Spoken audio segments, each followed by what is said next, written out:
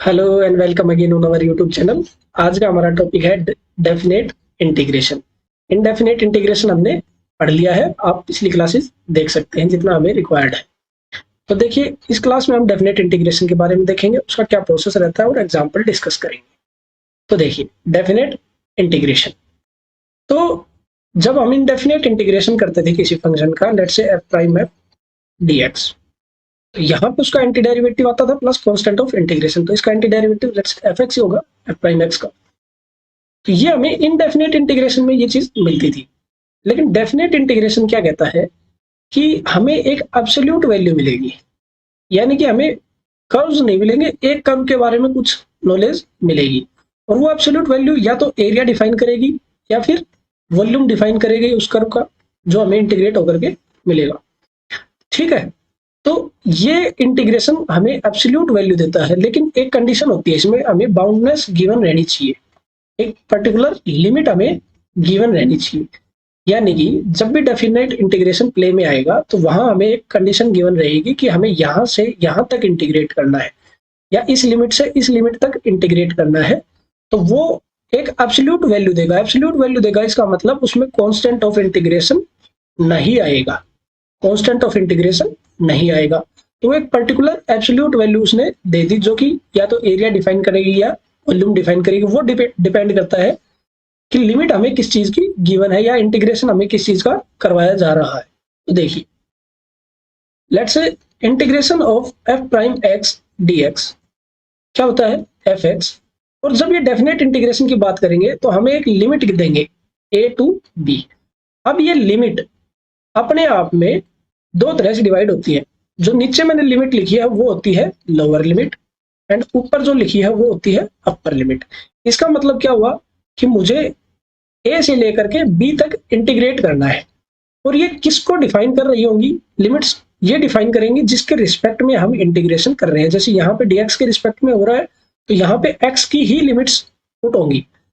Suppose कीजिए ये length है तो यहाँ पे ये लेंथ की ही लिमिट्स होंगी। या वॉल्यूम के रिस्पेक्ट में अगर हमें इंटीग्रेट करना होता तो ये लिमिट्स वॉल्यूम की यहाँ पे लिखी रहती।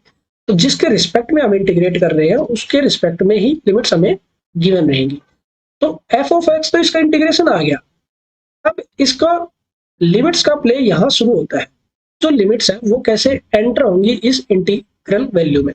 तो वो देखिए, पहले एंटर होती है अपर लिमिट, यानी कि जो फंक्शन हमें प्रोवाइड हुआ है उसके अंदर हम अपर लिमिट पुट करेंगे minus and then lower limit, और वो जो वैल्यू देगा वही क्या रहेगा, हमारा आंसर रहेगा उस इंटीग्रेशन का। तो डेफिनेट इंटीग्रेशन और इनडेफिनेट इंटीग्रेशन में सिर्फ बाउंडनेस का फर्क है। क्या फर्क है, बाउंडनेस। और उस बाउंडनेस से क्या होता है, हमें एक कांस्टेंट ऑफ इंटीग्रेशन मिलने की बजाय एक एब्सोल्यूट वैल्यू मिलती है। और वो एब्सोल्यूट वैल्यू एरिया हो सकती है, वॉल्यूम हो सकती है, डिपेंड करता है हमें इंटीग्रेशन किस तरह का करना है।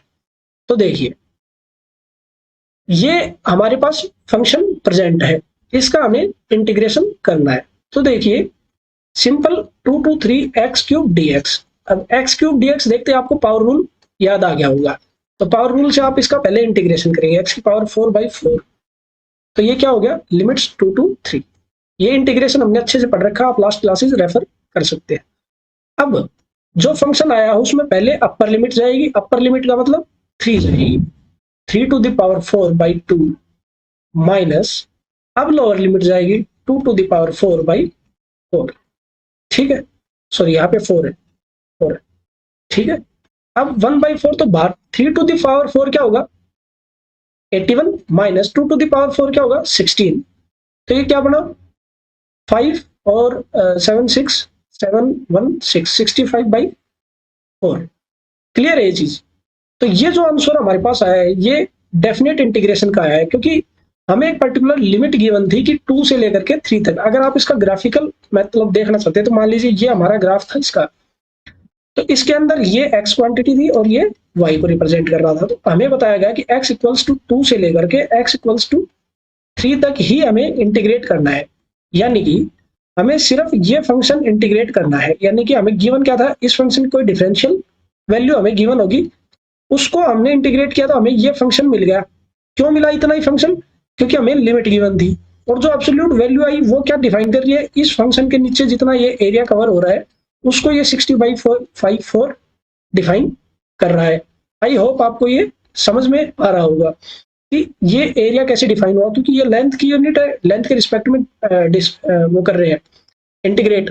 तो लिमिट्स कहां से कहां तक गई, 2 से लेकर के 3 तक, ये लोअर लिमिट एंड ये अपर लिमिट। तो मुझे इन दोनों के बीच का ही इंटीग्रेशन फाइंड आउट करना था, जो कि मैंने फाइंड आउट किया, और वो एक कंप्लीट एब्सोल्यूट वैल्यू आई है, ना कि कोई कर्व आया है, और वो एब्सोल्यूट वैल्यू इस केस में एरिया डिफाइन कर रही है। ठीक है, तो keep practising, till then bye bye.